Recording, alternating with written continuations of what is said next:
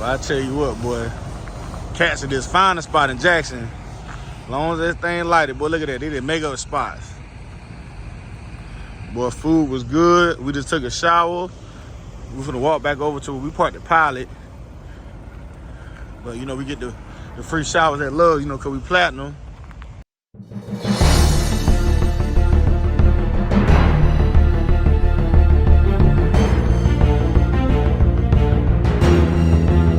Hey, but man, real quick, man, I seen y'all been watching that old video of mine that I put up about getting the tickets and the warnings when you got a CDL. So, hey, man, somebody else had asked me to talk about this other topic.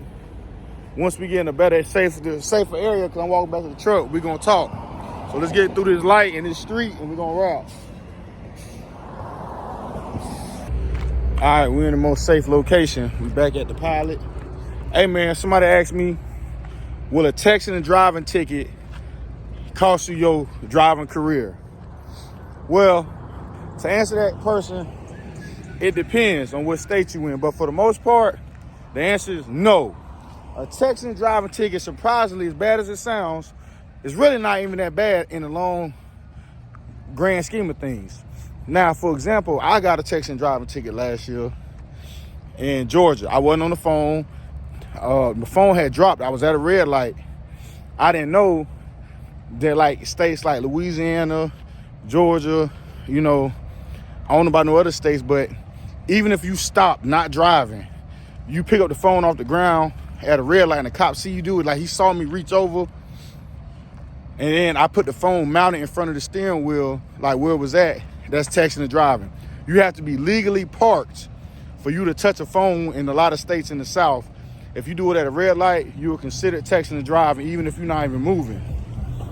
I had to get a lawyer in Georgia because, you know, they want you just to pay the fee and you get 2 points. I think if you got a CDL, it's double the points. So it's going to come back as 4 if you got a Florida driver's license, like I do. It was $25 for first offense in Louisiana. In Georgia, it's $50 first offense and 2 points. And it hits your CSA score. And if you work for a company, it hit their CSA score too. And pretty much all the states follow that. So first offense is a fee. Second offense is another fee and more points. Third offense, they take your license. But what's the kicker with that is, if you were a company driver, you want to work for companies, they won't hire you.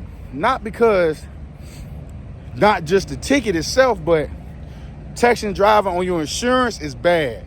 Like, that's a way for insurance companies to price gouge and hit you upside the head when you got a text and driver ticket, which means you're more than likely getting in an accident. So they charge the company or the owner-operator you drive for a lot of money. If you're an owner-op, your insurance will catch it when you get a text and driver ticket. Even if it gives you no points or whatever. If you get a uniform traffic citation for texting and driving, they will see it and they will jack up your insurance. But it is not in your career. So texting and driving is surprisingly not as bad as an accident. I had got a left lane infraction back in Savannah. I did a video on that too. I thought it was the end of the world because they say you can't beat that ticket. You got to pay it. Guess how much the ticket was?